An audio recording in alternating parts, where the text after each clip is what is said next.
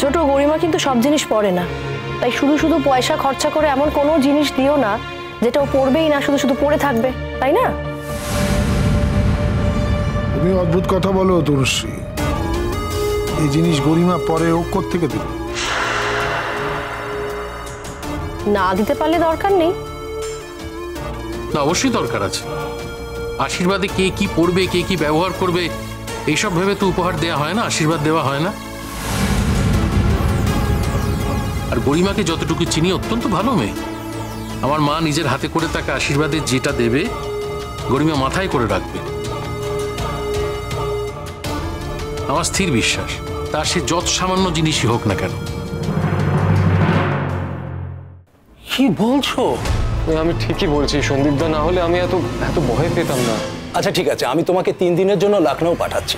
মানে আমি সবাইকে সেটাই বলছি। আর তুমি তো লখনৌ যাচ্ছ, তুমি ফ্লাইটের টিকিটও সবাইকে দেখাতে পারো। হ্যাঁ হ্যাঁ একদম, আমিও তো এটাই বলেছি। আপনি প্লিজ এটুকু হেল্প করে দিন আমার জন্য। দেখো আরণ্যক, তোমার অফিসিয়াল ব্যাপারটা আমি হেল্প করে দেবো, কিন্তু তোমার বাড়ির ব্যাপারটা পুরোপুরি তোমাকেই দেখতে হবে।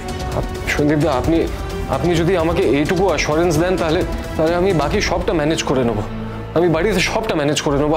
আপনি শুধু আমাকে একটা মেল করে পাঠিয়ে দিন না প্লিজ, যে আপনি আমাকে লখনৌ পাঠাচ্ছেন, দেন আই ম্যানেজ এভরিথিং। ঠিক আছে, করে দেবো। থ্যাংক ইউ সন্দীপদা, thank you so much. Thank you. Aranyak. হ্যাঁ সন্দীপদা। গরিমার সাথে তোমার সম্পর্কটা ঠিক আছে তো? তোমাদের বিয়েটা হচ্ছে তো? হ্যাঁ হ্যাঁ সন্দীপদা, 100%। তাহলে তোমার লাইফে কোনো কমপ্লিকেশন নেই, তাই তো? কি করবো বলুন সন্দীপদা, অ্যাকচুয়ালি আমার হাতে তো কিছু নেই। কমপ্লিকেশনস তো সবার লাইফেই থাকে, তাই না? I'm very helpless সন্দীপদা, আমার হাতে কিছু নেই। এনিওয়ে একদিন সবকিছু আপনাকে খুলে বলবো। ছোট, রোশনের কোনো খবর পেয়েছো? আমি তো অনেকবার ফোন করলাম, ফোনটা সুইচ অফ বলছে। বর্দি, তোমার ওকে নিয়ে তো মাথা ঘামানোর কি আছে বলো তো? তার চেয়ে বাড়িতে একটা অনুষ্ঠান, সেটা নিয়ে মাথা ঘামাও না, কাজে দেবে। সেটা নিয়ে মাথা ঘামাচ্ছি বলেই তো আনন্দ নাড়ু তৈরি করছি মেজো। কিন্তু সেটা নিয়ে মাথা ঘামাচ্ছি দেখে একটা মেয়ে এতদিন আমাদের বাড়িতে ছিল, সে চলে গেল, তার কথা জিজ্ঞাসা করতে পারবো না তা তো নয়। এতটাই অকৃতজ্ঞ যে বাড়িতে পৌঁছে একবার জানালো না।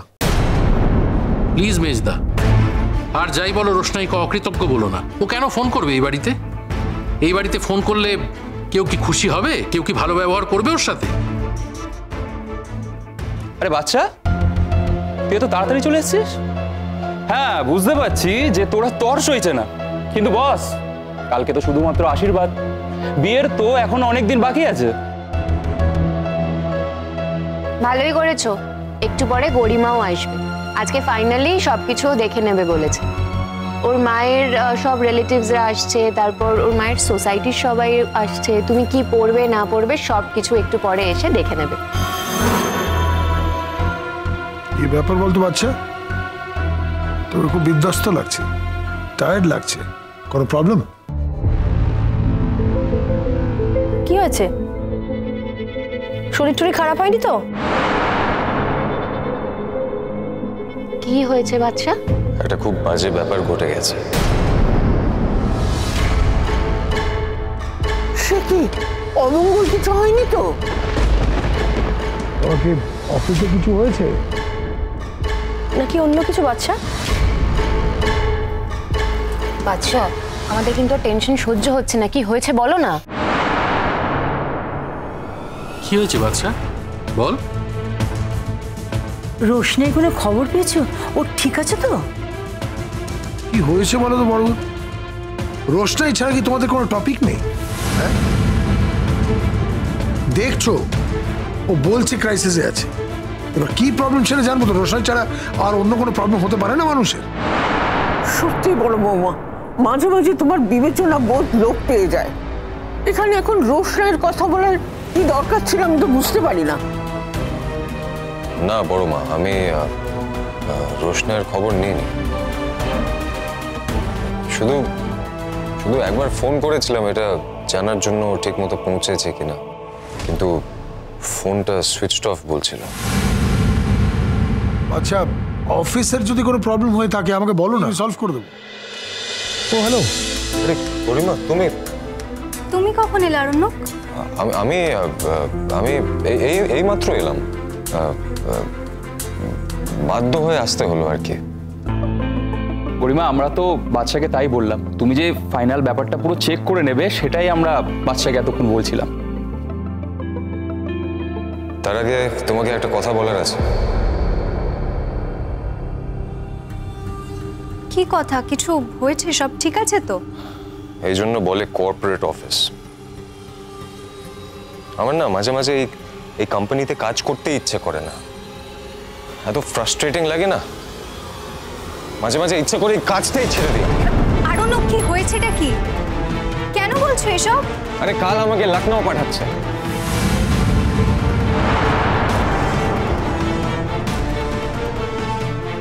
হোয়াট?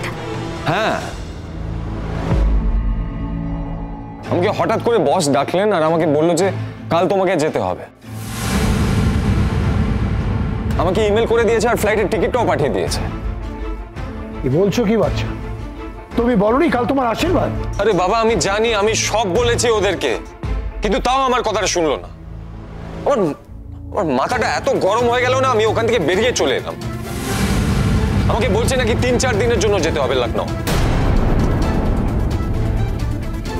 বলছি আমি কি একবার রিকোয়েস্ট করে দেখবো? মানে তুমি যদি বলো আমি একবার। গরিমা প্লিজ, গরিমা প্লিজ, তুমি তুমি তুমি তুমি জিজ্ঞেস করো প্লিজ। তুমি যদি বলো তাহলে কাজটা হয়ে যাবে। আরে সবাইকে ইনভাইট করা হয়ে গেছে, কাল আশীর্বাদ, সবাই জানে, তাও। অরণ্যক কি সত্যি কথা বলছে? ও কি সত্যি সত্যি লখনউ যাচ্ছে নাকি? নাকি রোশনের খোঁজ পাচ্ছে না বলে তাহলে বারবার ওর বসের কথা বলছে কেন? এবার আমি সত্যি ওর বসকে ফোন করব, এটা আমাকেও ক্লিয়ার করতে হবে।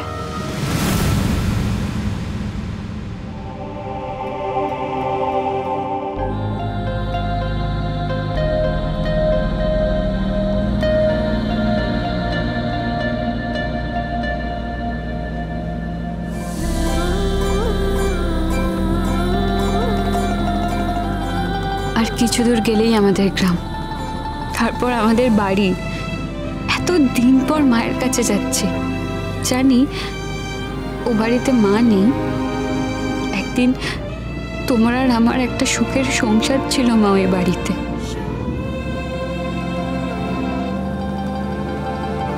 আজ তুমি নেই, কিন্তু তোমার গন্ধ আছে মা। তোমার চিরচেনা গন্ধ আমার নাকে আসবে। আমি ওখানে গেলেই তোমাকে পাবো। অনেক দিন পর আমার চেনা লোকেদের কাছে আসছি আমি। কলকাতা শহরের কথা আমি আর মনে করব না, সার্জির কথাও আমি আর মনে করব না।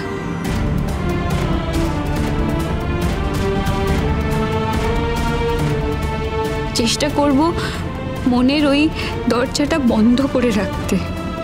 সার্জির জীবন অনেক সুখের হোক, ব্যাস এইটুকুই চাই আমি। আমার আর নাম করার দরকার নেই মা। তুমি চলে গেছো, আমার আর নাম দিয়ে কি হবে? কে আমার নামে খুশি হবে? আমি এখানেই একটা চাকরি জোগাড় করে ঠিক থেকে যাব। চিরদিন কি আর রাজেশ আমার পিছনে লাগতে পারবে? আর পুলিশ যখন সব জানে, পুলিশ নিশ্চয়ই এর পরেও খোঁজ রাখবে।